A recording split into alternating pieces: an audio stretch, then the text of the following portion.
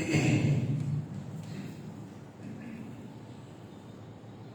الحمد لله نحمده ونستعينه ونستغفره ونؤمن به ونتوكل عليه ونعوذ بالله من شرور أنفسنا ومن سيئات أعمالنا ومن يهده الله فلا مضل له ومن يضلل فلا هادي له وأشهد أن لا إله إلا الله وأشهد أن محمدا عبده ورسوله يا أيها الذين آمنوا اتقوا الله حق تقاته ولا تموتن إلا وأنتم مسلمون يا أيها الناس اتقوا ربكم الذي خلقكم من نفس واحدة وخلق منها زوجها وبث منهما رجالا كثيرا ونساء واتقوا الله الذي تساءلون به والأرحام إن الله كان عليكم رقيبا يا أيها الذين آمنوا اتقوا الله وقولوا قولا سديدا يصلح لكم أعمالكم ويغفر لكم ذنوبكم ومن يطع الله ورسوله فقد فاز فوزا عظيما أما بعد فإن خير الحديث كتاب الله وخير الهدي هدي محمد صلى الله عليه وسلم وشر الأمور محدثاتها وكل محدثة بدعة وكل بدعة ضلالة وكل ضلالة في النار. أعوذ بالله من الشيطان الرجيم. بسم الله الرحمن الرحيم. قال لا تختصموا لدي وقد قدمت إليكم بالوعيد ما يبدل القول لدي وما أنا بظلام للعبيد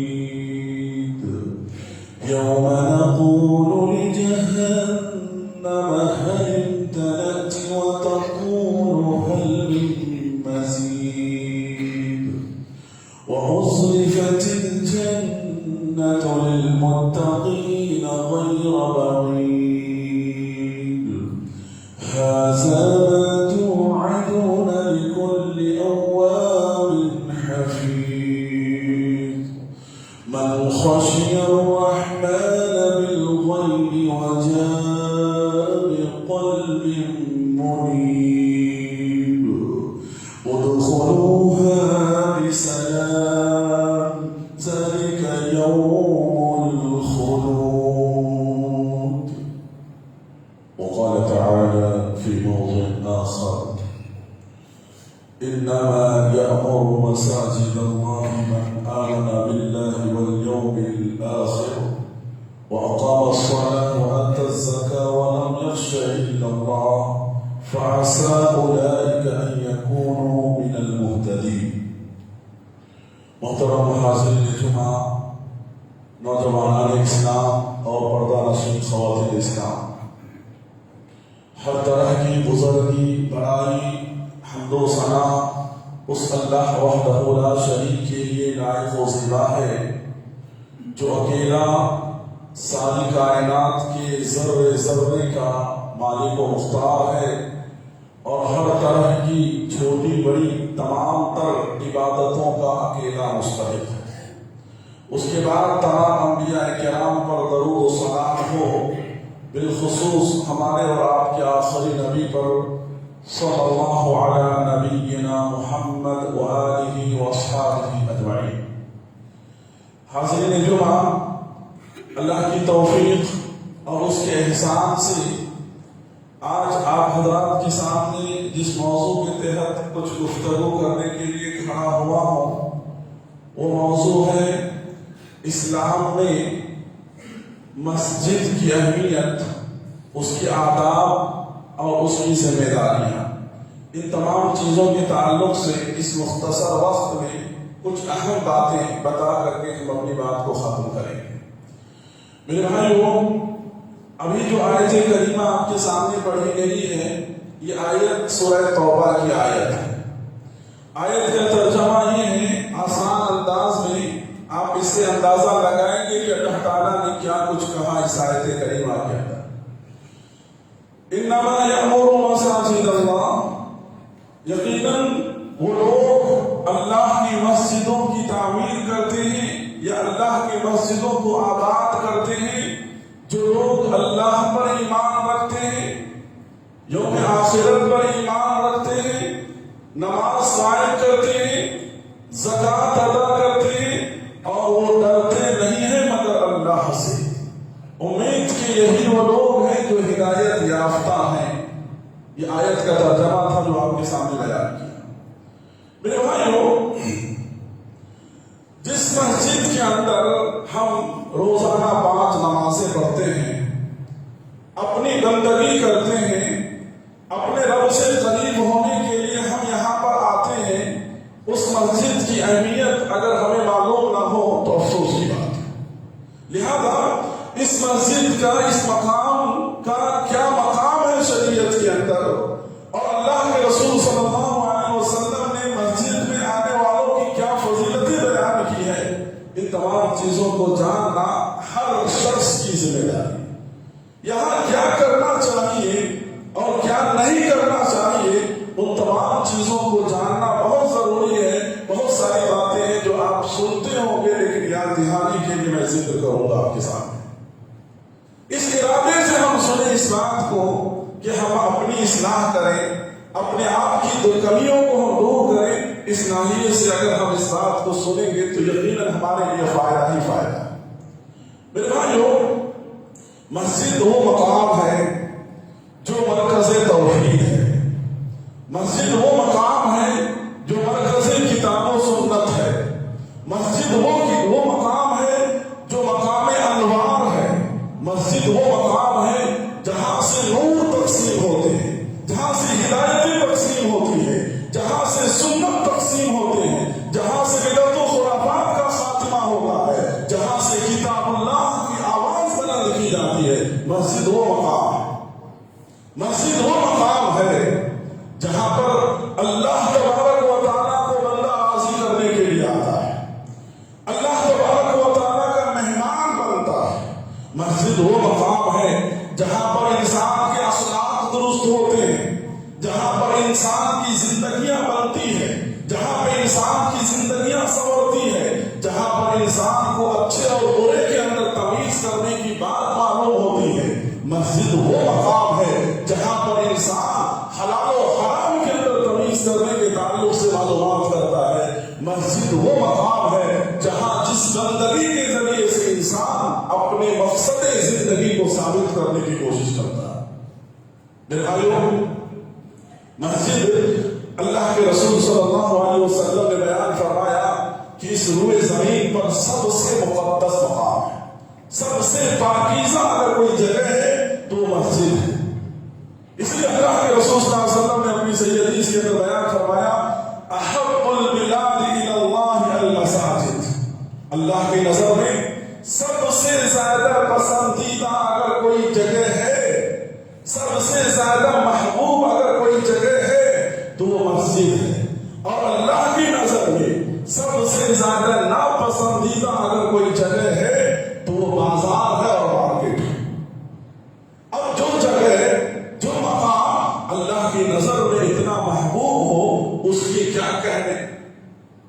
اللہ کے رسول صلی اللہ علیہ وسلم نے ارشاد فرمایا کہ مسجد کی طرف آنے والا ہر شخص خوش نصیب ہے، مسجد کی طرف آنے والا ہر قدم مبارک ہے، مسجد کی طرف آنے والا جو بھی قدم، چاہے نماز کے لیے اٹھے، چاہے تلاوت قرآن کے لیے اٹھے، چاہے ذکر و اذکار کے لیے اٹھے، چاہے دعا و مناجات کرنے کے لیے بندہ مسجد کی طرف آتا ہے، سارا قدم مبارک ہے۔ اللہ کے رسول صلی اللہ علیہ وسلم نے بیان کیا۔ میرے بھائیوں، مسجد کی طرف چل کر کے آنا ہر قدم کے بدلے اللہ تعالیٰ ہمارے گناہوں کو مٹاتا ہے۔ ایک صحابی رسول صلی اللہ علیہ وسلم کے بارے میں آتا ہے کہ اللہ کے رسول صلی اللہ علیہ وسلم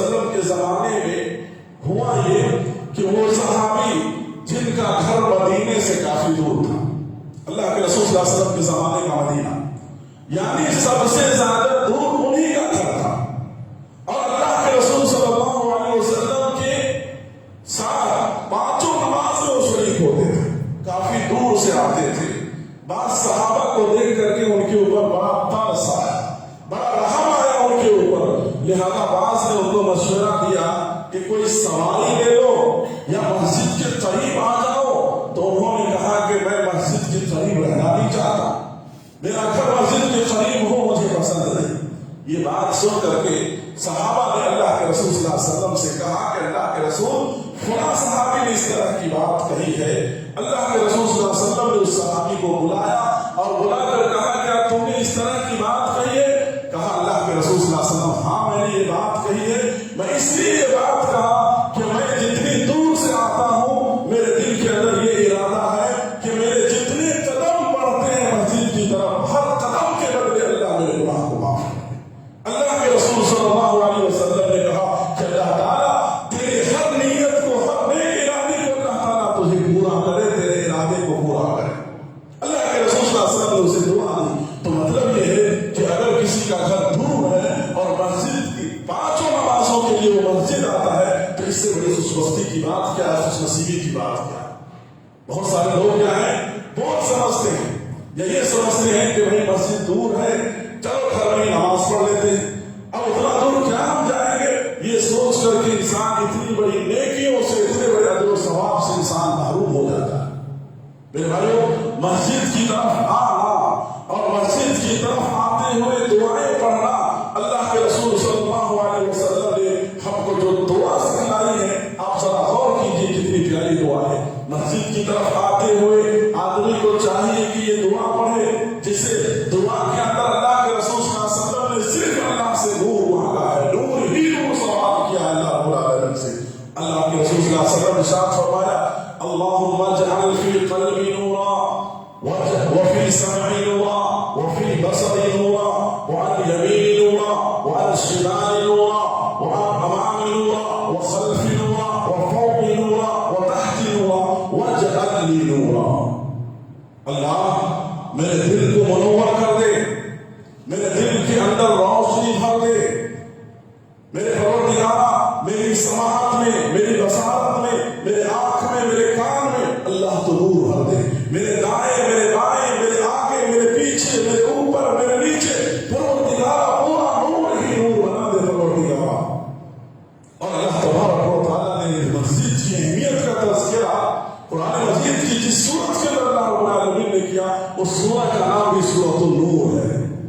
سورۃ النور ہے اور اس سورۃ النور کے اندر اللہ رب العالمین نے کہا اللہ نور السماوات والارض مثل نورہ کمشکاۃ فیہا مصباح.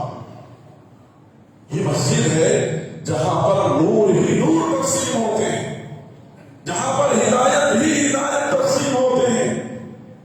لہذا اس مسجد کے اندر ہم اور آپ جو آتے ہیں اللہ کے رسول صلی اللہ علیہ وسلم نے ارشاد فرمایا یہ اللہ کے مہمان ہیں. مسجد کے اندر جو عبادت کے ارادے سے آتے ہیں یہ سارے کے سارے اللہ کے مہمان ہیں. چاہے صبح میں آئے, شام میں آئے, یعنی کسی بھی دن کے کسی بھی حصے میں انسان مسجد کے اندر آتا ہے, کسی بھی وقت آتا ہے, وہ اللہ کا مہمان ہے. اور اللہ ہمارا میزبان ہوگا کل قیامت کے دن, اور اللہ تعالیٰ اپنے مہمان بندے کی میزبانی کرے گا جنت کے اندر حشر کے دن, یعنی کل قیامت کے دن اللہ رب العالمین. میرے بھائیوں کتنی بڑی بات اللہ تبارک و تعالیٰ نے ہمارے اور آپ کے درمیان مسجد سے متعلق اللہ رب العالمین نے کہی ہے. اس لیے اللہ رب العالمین نے بیان فرمایا کہ انما یأمر مساجد اللہ, کہ مسجدوں کو وہی لوگ آباد کرتے ہیں جن کا ایمان اللہ کے اوپر ہے, آخرت کے دن پر ہے. یعنی مسجد کی تعمیری کام ہو یا مسجدوں کو عبادتوں سے آباد کرنا ہو, یہ ساری کی ساری چیزیں وہی لوگ کرتے ہیں جن کے دلوں میں اللہ کا ڈر ہوتا ہے اور اللہ کے علاوہ کسی اور کا ڈر نہیں ہوتا. تو لہذا مسجد سے جڑنا کسی بھی ناحیے سے, چاہے عبادت کے ارادے سے ہو یا مسجد کی ذمہ داری کے ارادے سے ہو یا مسجد کی ضروریات کو پورا کرنے کے ارادے سے ہو, ہر ارادے سے مسجد سے منسلک ہونا یہ سب سے بڑی خوش نصیبی کی بات ہے. سے بڑی خوش نصیبی کی بات ہے. مسجد اللہ کا وہ مقام ہے، وہ گھر ہے اللہ رب العالمین کا، جہاں پر انسانوں کو چاہیے کہ وہ اپنی ساری حیثیتوں کو مسجد کے دروازے کے باہر چھوڑ کر کے آئے. مسجد میں جب ہم آتے ہیں، مسجد کی خصوصیت ہے، مسجد کا یہ مقام ہے کہ اپنی ساری جتنی بھی ہماری یعنی مقام اور پوزیشن دنیا کا ہے وہ مسجد کے باہر. ہم اپنی جگہ پر بہت بڑے شہنشاہ ہوں گے، ہم اپنی جگہ پر بہت بڑے خزانے کے مالک ہوں گے، ہم اپنی جگہ پر ہو سکتا ہے کہ ہم بہت اعلیٰ حسب و نسب کے ہوں گے، ہم اپنی جگہ پر ہو سکتا ہے کہ ہم بہت سارے عہدے اور منصب کے مالک ہوں گے، ہم ہو سکتا ہے کہ معاشرے کے اندر ہمارا بڑا پہنچ ہوگا، بہت مقام ہوگا، ہم ہو سکتا ہے کہ معاشرے کے اندر ہمارا بڑا رعب و دبدبہ ہوگا، لیکن مسجد میں آتے ہوئے ہم مسجد کے دروازے پر یہ تمام چیزیں بھول جائیں کہ ہم اللہ کے گھر میں صرف اللہ کی کبریائی، اللہ کی عظمت، اللہ کی جلال، انہی چیزوں کو ہم بیان کرنے کے لیے ہم جا رہے ہیں. مسجد کے اندر اگر ہم ہیں کچھ تو اللہ کے غلام ہیں، اللہ کے بندے ہیں. ہم اپنی عاجزی اور انکساری کا اظہار کرنے کے لیے ہم یہاں پر آئے. اس جگہ پر کسی کو کوئی فضیلت نہیں، کوئی فوقیت نہیں. آپ دیکھیے مسجد کی سب سے بڑی خصوصیت کیا ہے. اسلام کے اندر ایک مالدار، ایک پیسہ جسے اللہ نے دیا ہے، اپنی محنت اور کمائی کے اکیلے پیسے سے بھی اگر ایک آدمی مسجد بناتا ہے، مسجد بناتا ہے، اللہ کا گھر بناتا ہے، لیکن اس کے لیے مسجد میں کوئی جگہ خاص نہیں کیا جا سکتا ہے. اگر وہ تاخیر سے آتا ہے اس کا مقام لاسٹ ہوگا. ایسا نہیں کہ کوئی غریب آدمی، معاشرے کا کوئی مجبور آدمی، کوئی بے بس آدمی جو پہلی صف میں آ گیا تھا لیکن یہ مسجد کو بنانے والا ہے اس لیے اس کو پیچھے کرو، اس کو آگے کرو، نہیں، بلکہ سارا مقام و مرتبہ ختم. یہاں پر سب برابر ہیں، سب برابر ہیں. اس لیے کہا شاعر نے کہ ایک ہی صف میں کھڑے ہو گئے محمود و ایاز، نہ کوئی بندہ رہا بندے نواز. ایک ہی صف میں امیر کیا، غریب کیا، فقیر کیا، محتاج کیا، سب ایک صف میں کھڑے ہو گئے، کندھے سے کندھا ملا کر، پیر سے پیر ملا کر کے. کوئی کسی کو یہاں پر کوئی مقام و مرتبہ نہیں. سب اللہ کے بندے ہیں، سب اللہ کے غلام ہیں، سب اللہ سے مناجات کرنے آئے ہیں، سب اللہ سے مانگنے کے لیے آئے ہیں. یہ وہ مقام ہے میرے بھائی. لہذا مسجد کے اندر اللہ کے رسول صلی اللہ علیہ وسلم نے بیان فرمایا کہ جو لوگ رات کی تاریکیوں میں مسجد کی طرف چل کر کے آتے ہیں، بشر المشائین، اللہ کے رسول صلی اللہ علیہ وسلم نے کہا کہ جو لوگ مسجد کی طرف رات کی تاریکیوں میں آتے ہیں، اندھیرے میں آتے ہیں، ایسے لوگوں کو کل قیامت کے دن اس اندھیرے کے بدلے اللہ تعالیٰ روشنی عطا کرے گا. آج دنیا ترقی کر گئی ہے، ہر جگہ پر روشنی کا انتظام ہے، اسٹریٹ لائٹ لگے ہوئے ہیں، لیکن اس بات کو یاد کیجئے جس وقت اللہ کے رسول صلی اللہ علیہ وسلم نے یہ بات بیان کی تھی، اور آج بھی بہت سارے گاؤں اور دیہات اور علاقے ملیں گے جہاں پر بہت ساری سہولتوں سے لوگ محروم ہیں. لہذا مسجد کے اندر اللہ کے رسول صلی اللہ علیہ وسلم نے کچھ آداب بتلائے. مسجد کے اندر یہ کچھ آداب ہیں جو مسجد کی اہمیت اور فضیلت کے تعلق سے آپ کے سامنے بات کی گئی، لیکن کچھ باتیں ایسی ہیں جو مسجد سے متعلق آداب سے تعلق رکھنے والی باتیں ہیں. ان باتوں کا ہمیں خیال کرنا چاہیے صبح شام. سب سے پہلی بات یہ ہے کہ مسجد کی صاف صفائی کا اہتمام کیا جائے، مسجد کی پاکی صفائی کا اہتمام کیا جائے. مسجد کے اندر کسی بھی طرح کی کوئی گندگی، کوئی نجاست آدمی لگانے کی کوشش نہ کرے. یہ اللہ کا گھر ہے، یہاں پر لوگ اپنا ماتھا ٹیکتے ہیں، یہاں پر لوگ سجدے کرتے ہیں، رکوع کرتے ہیں، قیام کرتے ہیں. یہاں پر کسی بھی طرح کی کوئی گندگی نہیں ہونی چاہیے. مسجد کی پاکی صفائی کا لحاظ رکھنا، خیال رکھنا ہر فرد کی ذمہ داری ہے، ہر فرد کی ذمہ داری ہے. یہ الگ بات ہے کہ مسجد کی صاف صفائی کے لیے ایک شخص متعین ہوتا ہے، ایک شخص کو رکھا جاتا ہے، اس کی ذمہ داری تو ہے، لیکن اس کے علاوہ چاہے ہم کچھ بھی ہو اپنی دنیا کے اندر، اپنے گھر، اپنے مقام، اپنے معاشرے کے اندر، لیکن اللہ کے گھر میں اگر ہم کوئی گندگی اور کوئی نجاست دیکھتے ہیں تو یہ ہماری ذمہ داری ہے کہ ہم اس گندگی، اس نجاست کو ہم صاف کریں، اور اس کو صاف کرنے سے ہمارا مقام و مرتبہ کم نہیں ہوگا۔ آپ اندازہ کیجئے اس کائنات کی سب سے عظیم ہستی، سب سے عظیم ہستی یعنی اللہ کے رسول صلی اللہ علیہ وسلم کی عظیم ہستی، ایک مرتبہ مسجد نبوی کی دیوار سے کسی نے بلغم لگا دیا تھا۔ بلغم جو ہوتا ہے، اس بلغم، اس نجاست کو کسی نے دیوار سے لگا دیا۔ اللہ کے رسول صلی اللہ علیہ وسلم اس کو دیکھ کر سخت ناراض ہوئے۔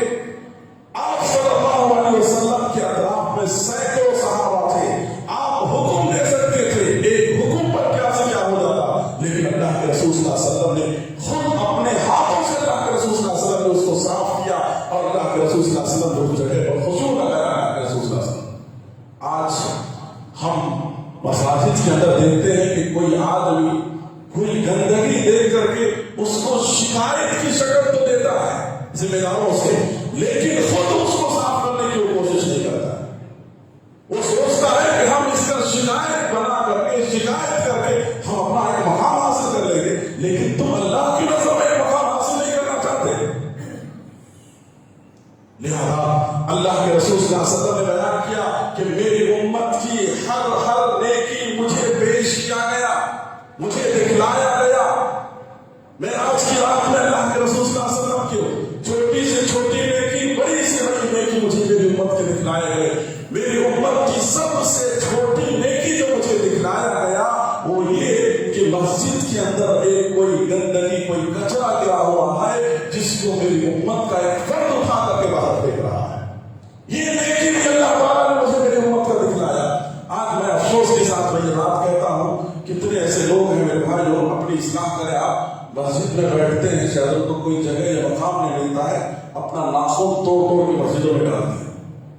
یہ حقیقت ہے، سجدہ کرتے ہوئے کتنی مرتبہ ہمارے سامنے آتے ہیں، کتنا بڑا گناہ کا کام کر رہے ہو میرے بھائی۔ کہا کہ ایک ٹھیکا اگر کوئی اٹھاتا ہے اس کے لیے اللہ کے پاس اجر و ثواب ہے، اور اگر ایک ٹھیکا، ایک ناخن اگر توڑ کر کے مسجد میں ڈالتے ہو تو اللہ کے پاس کیا سزا ہو۔ مسجدوں کی صفوں میں، قالینوں پر آپ کو دیکھنے کو ملیں گے کتنے ایسے لوگ ہیں جو اپنے ناخنوں کو توڑ کر کے، اپنے بالوں کو داڑھی کی گرا کر دیکھتے ہوئے بھی نظر انداز کر کے وہ چلے جاتے ہیں۔ اللہ سے ڈرے اس معاملے کے اندر۔ لہذا باقی صفائی مسجد کے اندر جہاں تک ہو سکے، جس حد تک ہو سکے، ہمیں چاہیے کہ ہم اس معاملے میں اپنی آخرت کی تیاری کے لیے ہم ان کاموں کو، اپنے آپ کو، اپنی چیز کو ہم استعمال کریں۔ میں یہاں پر ایک واقعہ آپ کو میں سنانا چاہتا ہوں جو حقیقت ہوا اور ہو رہا ہے۔ ہمارے ایک استاد نے ایک واقعہ سنایا کہ شیخ کو کسی شخص نے انجان نئے نمبر سے فون کیا اور کہا کہ مجھے اللہ تعالیٰ نے بہت مال و دولت دے رکھا ہے، اللہ تعالیٰ نے مجھے کافی اونچے گھرانے میں پیدا کیا اور میں بہت ساری چیزوں کا مالک ہوں، میرے اندر غرور، گھمنڈ، تکبر جیسی صفت جو ہے بہت زیادہ میرے اندر پیدا ہو چکا ہے، اور میں اپنے آپ پر کنٹرول کرنا چاہتا ہوں لیکن کنٹرول نہیں ہو رہا ہے۔ میں اس کے لیے ایک چیز میں آپ سے ایک سوال پوچھنا چاہتا ہوں، کیا یہ کرنا میرے لیے، کیا یہ ریاکاری یا دکھاوے کا ذریعہ تو نہیں بنے گا، کیا میرے لیے صحیح ہے؟ انہوں نے سوال کیا، وہ یہ کہ اللہ تعالیٰ نے مجھے سب کچھ نوازا ہے، میں غرور اور گھمنڈ کی بیماری کے اندر مبتلا ہو رہا ہوں۔ تو میں نے سوچا کہ محلے کی جو مسجد ہے، رات میں جب سارے لوگ نماز پڑھ کے چلے جاتے ہیں، سارے لوگ جب نماز پڑھ کے چلے جاتے ہیں، مسجد میں کوئی شخص نہیں بچتا ہے، تو میں اکیلا تنہا مسجد میں جا کر کے میں مسجد کی، پوری مسجد کی باتھ روم، ٹوائلٹ، تمام کی میں صفائی کرتا ہوں، میں تمام کی صفائی کرتا ہوں۔ اور جب سے میں نے یہ کام کرنا شروع کیا ہے، الحمدللہ میرے اندر سے یہ بیماری ختم ہوتے جا رہی ہے، یہ غرور، گھمنڈ، تکبر میرے اندر عاجزی میرے اندر پیدا ہونے لگا ہے، لوگوں کے تعلق سے احترام، محبت کا جذبہ میرے اندر پیدا ہونے لگا ہے۔ اللہ اکبر! دیکھو اصلاح کا کیسا سوچ لوگوں کے دلوں کے اندر پیدا ہوتا ہے، یعنی اللہ کے گھر کی خدمت کرنا یہ انسان کے اندر عاجزی پیدا کرتا ہے، انکساری پیدا کرتا ہے۔ لہذا مسجد کی باقی صفائی کا خیال رکھا جائے۔ دوسری بات یہ ہے کہ مسجد سے لگاؤ ہو، مسجد کے اندر ہم اپنی ذات سے کسی کو تکلیف نہ دیں۔ اللہ کے رسول صلی اللہ علیہ وسلم نے مسجد کے اندر کچے پیاز، کچے آنین جسے کہا جاتا ہے، کچے پیاز، کچے لہسن کھا کر آنے سے اللہ کے رسول صلی اللہ علیہ وسلم نے منع کہا اس کی وجہ سے لوگوں کو تکلیف ہوتی ہے، اس کی وجہ سے اللہ کے ملائکہ کو تکلیف ہوتی ہے، اللہ کے فرشتوں کو تکلیف ہوتی ہے، کیونکہ مسجد وہ مقام ہے جہاں پر صبح شام فرشتوں کی جماعت حاضر ہوتی ہے، فرشتوں کی جماعت آتی ہے یہاں پر۔ لہذا ہم اور آپ اپنی اس حرکت سے، اپنی ذات سے نہ کسی مصلی کو تکلیف دینے کی کوشش کریں، نہ اللہ کے فرشتوں کو ہم تکلیف دینے کی کوشش کریں۔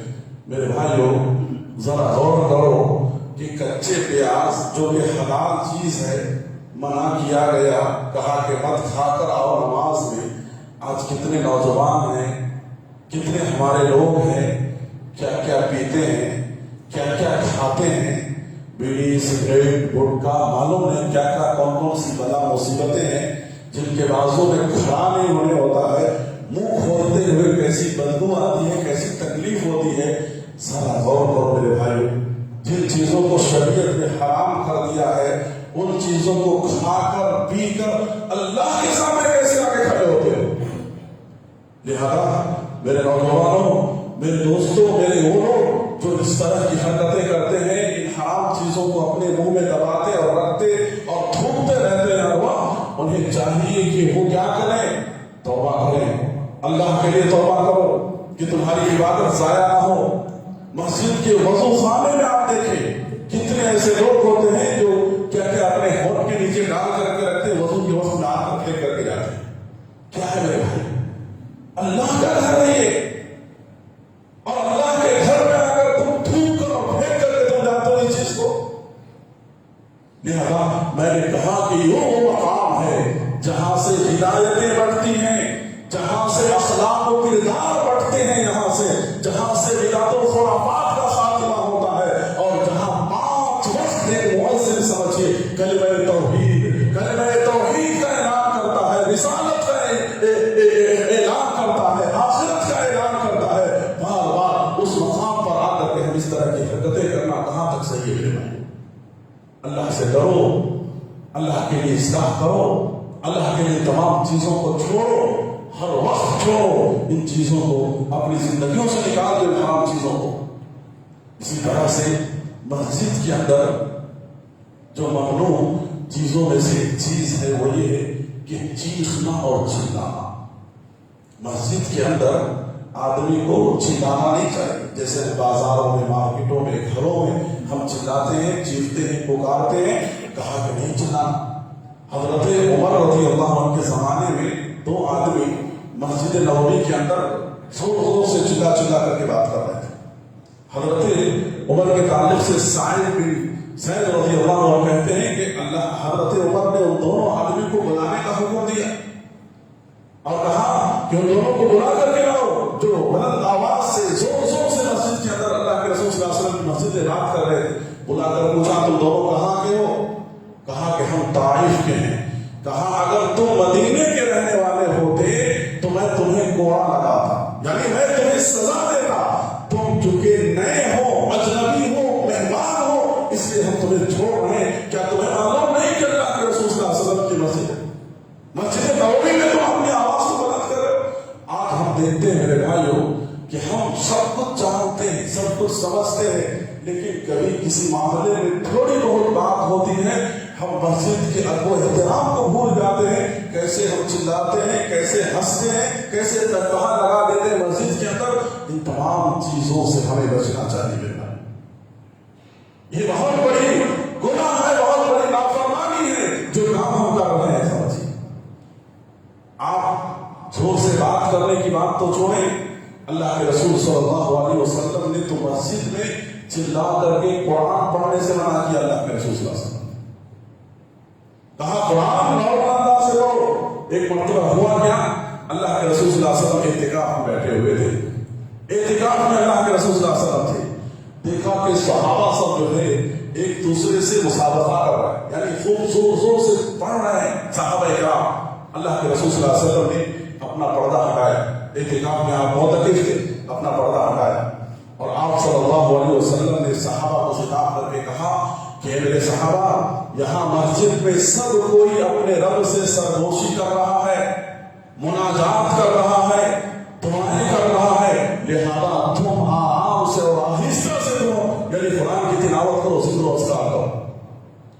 یعنی کوئی آدمی دعا کر رہا ہوتا ہے، کوئی آدمی نماز پڑھ رہا ہوتا ہے، کوئی آدمی ذکر کر رہا ہوتا ہے. اب وہاں پر اگر ہم چلا چلا کر کے پڑھتے ہیں تو دوسروں کو ڈسٹرب ہوتا ہے. اس لیے کہا کہ دوسروں کی عبادت کا فیض نہ ہو، پرابلم نہ ہو، اس لیے تم اپنی عبادتوں کو کیا کرو، اپنے تلاوت قرآن کو کیا کرو، نارمل کر لیا کرو.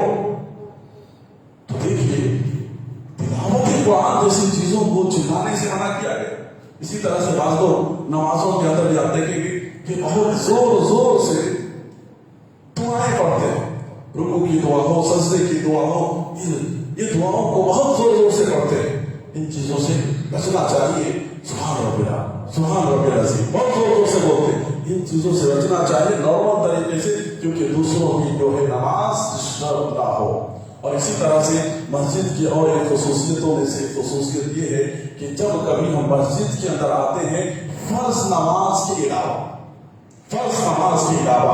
تو ہمیں تحیۃ المسجد پڑھ کے بیٹھنا چاہیے.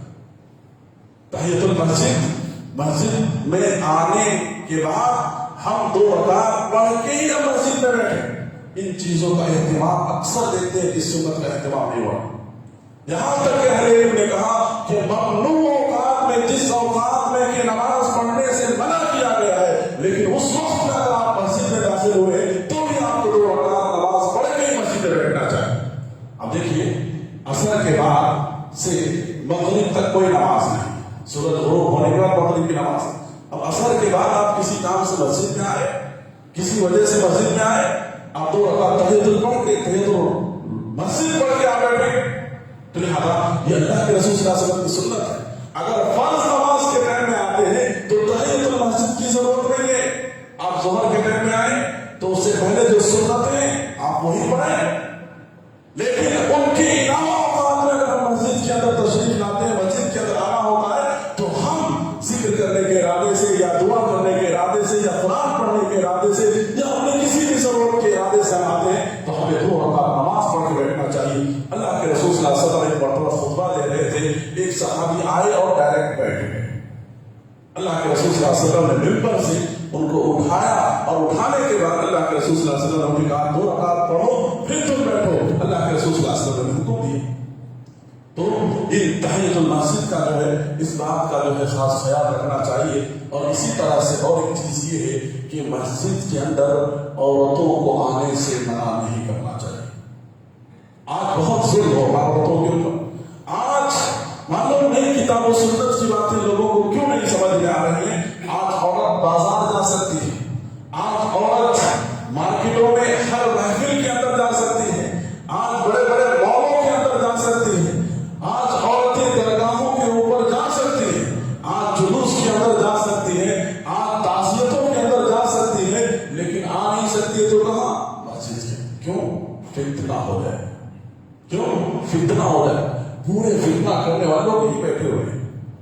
بازاروں مارکیٹوں میں فتنہ نہیں ہے، وہاں پر پورے شریف لوگ بیٹھے ہوئے ہیں. اللہ کے رسول صلی اللہ علیہ وسلم کی مخالفت کر رہے ہو. اللہ کے رسول صلی اللہ علیہ وسلم نے کہا لا تمنعوا اماء اللہ، اللہ کی بندیوں کو اللہ کے گھر میں جانے سے منع مت کرو. آج بڑے افسوس کے ساتھ اور دکھ کے ساتھ کہنا پڑتا ہے جو اس قوم کی لڑکیاں غیروں کے ہاتھ میں ہاتھ ڈال کر کے بھاگ رہی ہیں اور غیروں کے ساتھ جو جا رہی ہیں، کبھی غور کیا اس کا ریزن کیا ہے؟ اس کا ریزن یہی ہے کہ چلو مردوں کے لیے تو جمعہ ہے، دروس ہیں، خطبات ہیں، مختلف قسم کی تربیتی پروگرامس ہوتے ہیں. عورتوں کے لیے کیا ہے؟ ان کی تربیت، ان کی دین کے لیے کیا انتظام کیا ہے؟ اور الحمدللہ جن کی عورتیں دینی محفلوں میں آتی ہیں، جن گھرانے کی عورتیں دیکھیں محفلوں میں آتی ہیں، الحمدللہ وہ اس مصیبت سے وہ محفوظ ہیں، محفوظ ہیں اس مصیبتوں سے۔ جو مسجدوں میں آتی ہیں، دروس سنتے ہیں، علماء کے بیانات سنتے ہیں، مختلف قسم کے یعنی اصلاحی پروگرام کے اندر وہ شامل ہوتے ہیں، آج ان لوگوں کی تعداد ہے جو لوگ سمجھے اپنی عورتوں کو دین سے دور کیے ہوئے ہیں، صرف اسکول اور کالجوں کے اندر اپنے بچوں کو اسٹار بنائے ہوئے ہیں، ان کی بچیاں ہی غیروں کے ساتھ آتی ہیں۔ کیوں؟ سنت رسول کی مخالفت کی وجہ سے یہ دن دیکھنا پڑ رہا ہے۔ میرے بھائیوں، عورتوں کو تعلیم دیا گیا کہ عورتیں مسجد میں آئیں لیکن سادگیت کے ساتھ آئیں، بن سنور کر کے نہ آئے، زیورات لڑکا کر کے نہ آئے۔ ہم نارمل جو استعمال کرتے ہیں اس میں کوئی فرض نہیں ہے، لیکن یہاں پر کسی بھی طرح کی خوشبو لگا کر کے نہ آئے، یہاں پر کسی بھی طرح کے ایسی حرکتیں نہ کرے جس کی وجہ سے اس کی بدنامی ہو۔ ایک مرتبہ حضرت ابو ہریرہ رضی اللہ عنہ کھڑے تھے راستے، دیکھا کہ ایک خاتون جا رہی ہے، اس کے گزرتے ہی راستہ پوری طرح سے مہک اٹھا۔ حضرت ابو ہریرہ نے کہا، یا امۃ الجبار، ان کا نام تھا، کہاں جا رہی ہو؟ کہا مسجد۔ کہا خوشبو لگا کر؟ تم نے اللہ کے رسول صلی اللہ علیہ وسلم کی نافرمانی کی، اللہ کے رسول صلی اللہ علیہ وسلم کی، کیونکہ اللہ کے رسول صلی اللہ علیہ وسلم نے عورتوں کو خوشبو لا کر مسجد جانے سے منع کیا، یہاں تک اللہ تعالیٰ اس کی عبادت کو قبول نہیں کرتا ہے جب تک کہ وہ جا کر غسل نہ کرے۔ تو یہاں آئے، سادگیت کے ساتھ آئے۔ اور ایک بات یہ ہے کہ مسجد میں آتے ہوئے، مسجد کے اندر اگر ہم بیٹھے ہوئے پہلے سے کسی وجہ سے، کسی ذکر و اذکار یا کسی اور وجہ سے مسجد میں اگر اذان ہو گئی ہے تو مسجد سے باہر نہیں نکلنا چاہیے، یہاں تک کہ ہم نماز پڑھ لیں، الا یہ کہ کوئی شدید عذر ہو یا کوئی بہت بڑا ریزن ہو تو آدمی کو جانا چاہیے۔ ابھی اذان ہو گئی، ہم بہت دیر سے یہاں پہ بات کر رہے تھے، بیٹھے ہوئے تھے، رکے ہوئے تھے، اذان ہو ہم نکل گئے، یہ غلط چیز ہے، اسے شریعت نے منع کیا ہے۔ ایک شخص حضرت ابو ہریرہ رضی اللہ عنہ کے زمانے میں اذان ہوا، وہ شخص نکل گیا مسجد سے۔ حضرت ابو ہریرہ رضی اللہ عنہ نے کہا کہ انہوں نے اللہ کے رسول صلی اللہ علیہ وسلم نے ابو القاسم کی اس نے نافرمانی کی، لہذا یہ کچھ مسجد سے متعلق کچھ باتیں تھیں جو آپ کے سامنے بیان کیا گیا۔ اللہ رب العالمین سے دعا کرتے ہیں کہ رب العالمین مسجد جہاں ہم اللہ کی عبادت کرتے ہیں، جہاں پر اللہ کو راضی کرتے ہیں، اپنی عاجزی اور انکساری کا اظہار کرتے ہیں، اپنی مناجات اور فریادیں کرتے ہیں، اللہ تعالیٰ اس مقام کا عزت و احترام ہمارے دلوں کے اندر پیدا فرما دے، اور ہر طرح کی بے ادبی سے، بے حرمتی سے اللہ تعالیٰ کا حفاظت فرما دے۔ اقول قولی ھذا استغفر اللہ۔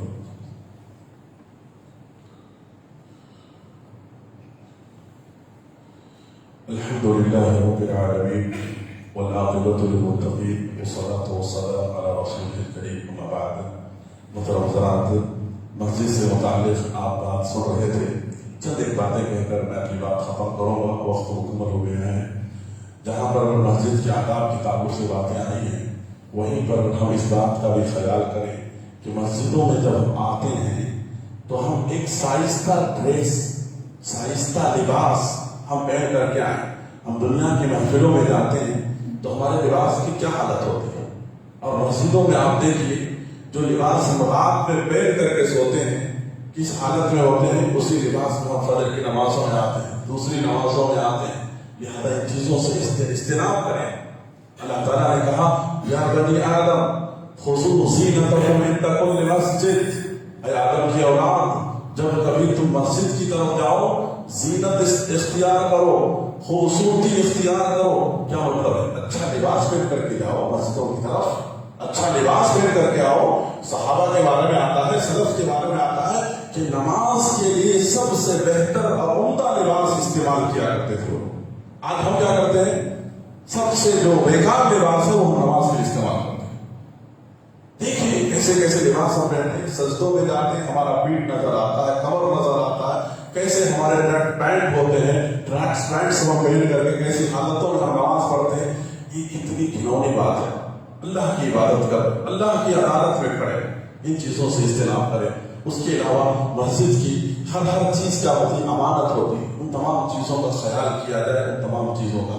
مسجد کے باہر ہم آداب کا خیال رکھیں، جیسے چپل رکھنے کے ریک بنائے گئے، ایک ڈسپلن، آپ وہاں پر اپنے ڈسپلن کو ظاہر کریں۔ ہم دیکھتے ہیں ایسی بے ترتیب ہماری سب چیزیں ہوتی ہیں جس سے عجیب سا لگتا ہے دیکھنے۔ باہر گاڑیوں کا مسئلہ ہے، ہم اس طرح سے اپنی گاڑیوں کو لگاتے ہیں دوسروں کو تکلیف ہوتی ہے. لہذا مسجد میں جب ہم عبادت کے لیے آتے ہیں ان تمام باتوں کا ہم خیال کریں میرے بھائیوں. مسجد کی اہمیت جب اتنی ہے تو اس کے اطراف وارنات میں بھی تمام ڈسپلین کی پابندیاں ہونی چاہیے. غیروں کی عبادت خانوں میں جا کر دیکھو، اپنی عبادت خانوں میں اندر باہر کس طرح سے وہ ڈسپلین کو فالو کرتے ہیں.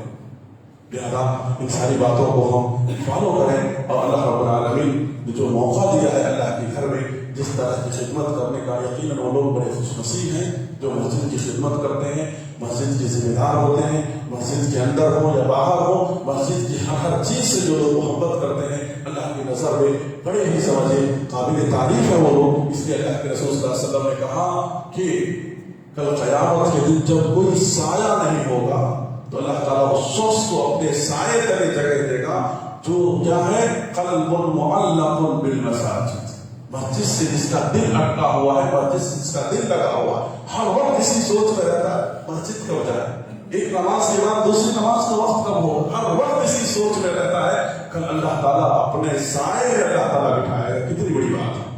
اور مسجد کی جو ذمہ داریاں ہم لیتے ہیں جہاں پہ خوش نصیبی ہے وہیں پر اگر ہم اپنی ذمہ داریوں کے اندر اگر کوتاہ ہیں، ذمہ داریوں میں اگر ہم سے کوتاہیاں ہو رہی ہیں تو اللہ کے پاس جواب بھی دینا ہے اس کے تعلق سے، ایک ایک چیز کے تعلق سے. تو یہاں سزائیں بھی اتنی خطرناک ہیں. ان تمام باتوں کا خیال کریں. اور میرے بھائیوں ایک دعا کی درخواست کی گئی ہے کہ خاتون بہت ہی سیریس حالت میں ہے، اللہ سے دعا کریں کہ اللہ نے صحت عاجلہ کاملہ اللہ رب العالمین کو دے، اور ان کے ساتھ جو بھی مریض ہیں ان تمام کو اللہ تعالیٰ نصیب فرمائے، اور جو لوگ گزر گئے اللہ ان تمام کی مغفرت فرمائے.